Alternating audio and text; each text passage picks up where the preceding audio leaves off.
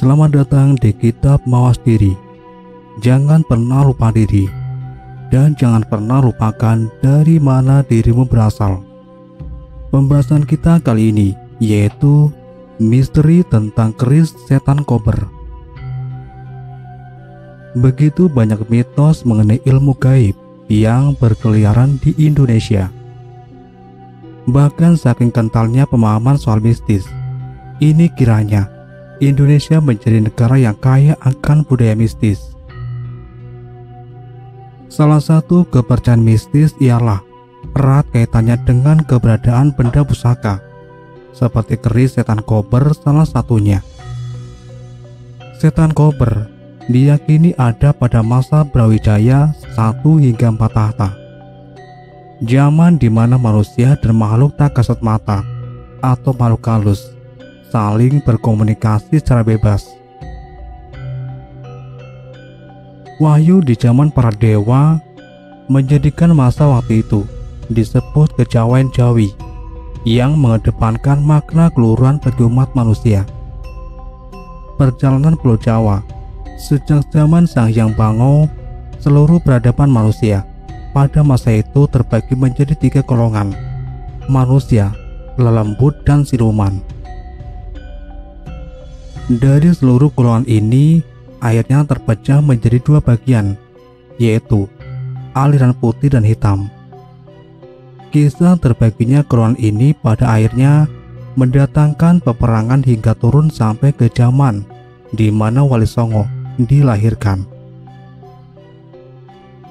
Dari sekian banyak pengguna aliran ilmu hitam, hadirlah setan kober, sosok setengah siluman atau bisa dikatakan jin, yang banyak membawa risalah pertumpahan darah bagi seluruh umat manusia. Setan kober, nama yang sangat melegendaris bagi seluruh aliran hitam sejak Kerajaan Majapahit pertama didirikan.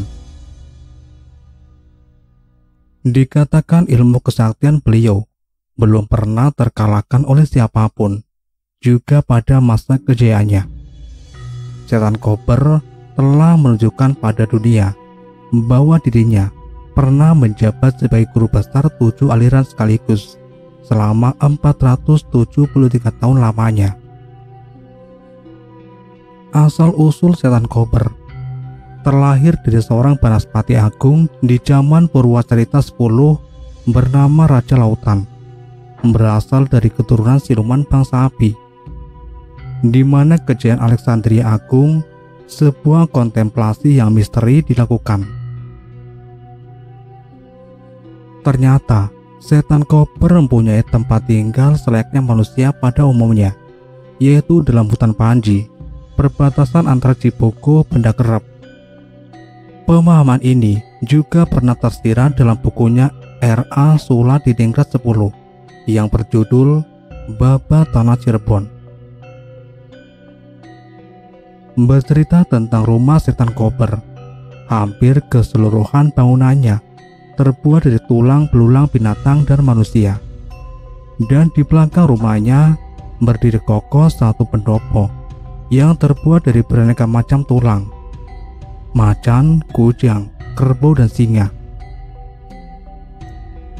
Dikisahkan setan kober banyak menghabiskan waktunya di pendopo untuk mengajarkan beragam ilmu kepada muridnya yang berasal dari beragam golongan, dan bila waktu senggang, dirinya banyak mengarahkan waktunya untuk menciptakan pilihan keris sakti mandraguna.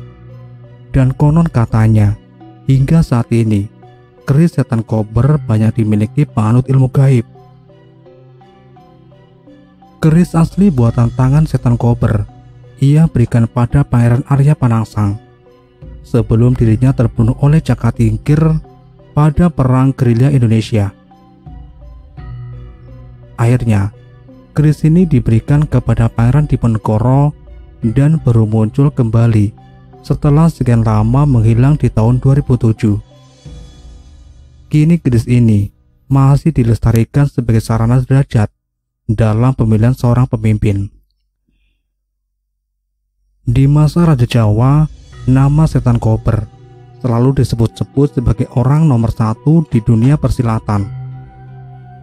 Dirinya kerap menjadi jawara tanding yang banyak dimanfaatkan oleh para raja Jawa sebagai pembunuh bayaran. Bahkan di masa Brawijaya kelima, ia kerap menjadi ahli strategi perang Istana Majapahit dalam mengalahkan ratusan panglima pilihan seluruh kerajaan yang ada di belahan dunia. Demikianlah pembahasan kita kali ini.